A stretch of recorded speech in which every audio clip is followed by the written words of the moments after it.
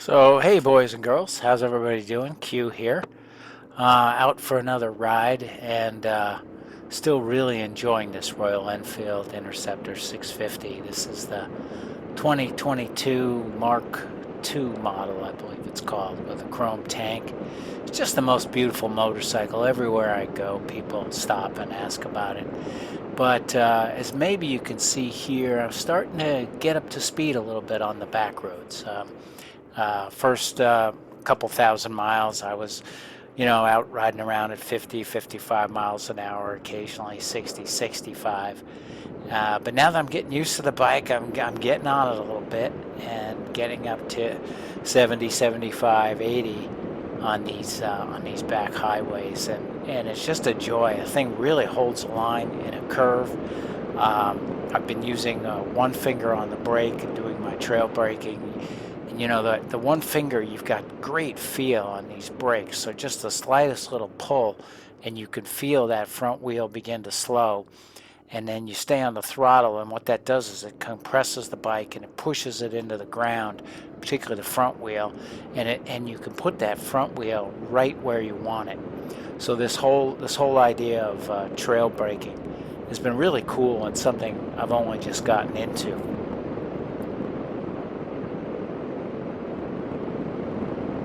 So, and I'm not only addicted to motorcycling, as I've said many times before, I'm addicted to new motorcycles. There's something as such a thrill to get a new motorcycle. And I continue to shop for bikes. I'm looking at a totally different kind of bike now. For a long time, it was the big cruisers and baggers. And then I got into muscle cruisers. And then I tried a sport tourer, and I tried a smaller naked bike, the Honda CB300R, which was fun, but just, not enough power. I tried the beautiful Kawasaki W800. Again, heavy bike and just not enough power. It's odd. That's a 800cc air-cooled parallel twin. This Royal Enfield is a 650cc air-cooled parallel twin, and the Royal Enfield just puts out more power, or maybe it's just because it weighs 100 pounds less and it just feels like so much more power. But I just found the Kawasaki W800 to be underpowered. Just didn't have enough oomph for the weight of it. Beautiful bike, got a lot of looks, but just not enough fat power.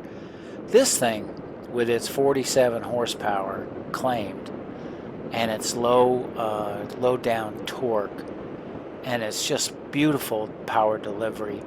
I mean, this is the bike that motorcycle journalists buy for themselves, and I'm just delighted with it. I'm absolutely delighted with it. But I'm a human being, so I always want more. Give me more speed, more power, and I feel like I could handle more. I wouldn't get into trouble, maybe with the law, but not so much with a crash. And doing reviews of looking at YouTube reviews of the Suzuki GSX 750S, the Suzuki GSX 1000S, the Honda CB 1100, the Kawasaki Z900, and the Z900 RS. Looking at all these models, one thing I've come around to, as I say, I was the cruisers, and then the sport tour, and different bikes, and adventure bikes. I had that Kawasaki Versus X300. I was doing adventure bikes for a while, having fun with that. And out of all these, I've decided that these standard naked bikes are just the most engaging, most fun. And I really like the retro looking bike, the classic. A motorcycle should look like it was made in the 1960s. I just feel that way. And of course, you don't get that with the Kawasaki Z900. You don't get that with the Suzuki GSX bikes. You get that a little bit with the Honda CB 1100. But should I buy one of these faster bikes? Meanwhile, I'm out here. I'm doing 60, 70, 75, 80. That's about as fast as you want to go on a naked bike, because you're in a wind blast. It feels great, by the way, with this Arai helmet. I'm actually shocked about how good it feels to be out in the wind with no windscreen. I always thought I needed, all these massive, intricate windscreens. Like, oh, I can't have any wind, no buffeting, blah, blah, blah. Well, it turns out if your helmet, you got a good quality helmet and you're just in clean air, like I am here, the wind goes around that helmet very smoothly, and it's really not a problem. So, here I am doing 80 miles an hour, and it feels great. It's a lot of fun, to tell you the truth.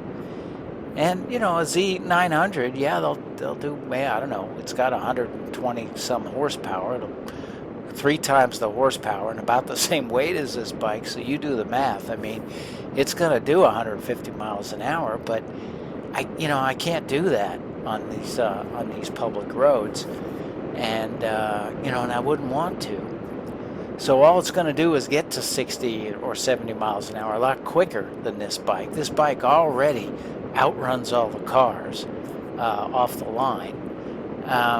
So it'll be even quicker, which is just going to tear up that rear tire. I'm going to go through tires every 3,000 miles instead of probably every 6,000 miles with this bike.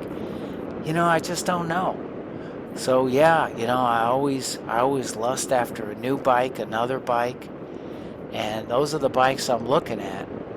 But what are they going to give me that this doesn't, except headaches and expense, and maybe some trouble thrown in to boot. So anyway, for the next minute or two, listen to the engine here and the wind noise. And I tell you, if you're looking for a motorcycle, you want to know what motorcycling's about, I cannot recommend the Royal Enfield Interceptor 650 enough. It's just a wonderful, wonderful machine. Yeah, the service intervals are every 3,000 miles. That's very, very early. In fact, this one's got to go in for an oil change pretty soon, or maybe I'll do that myself. And then a valve check every 6,000 miles. Okay, so that's early and often for service intervals.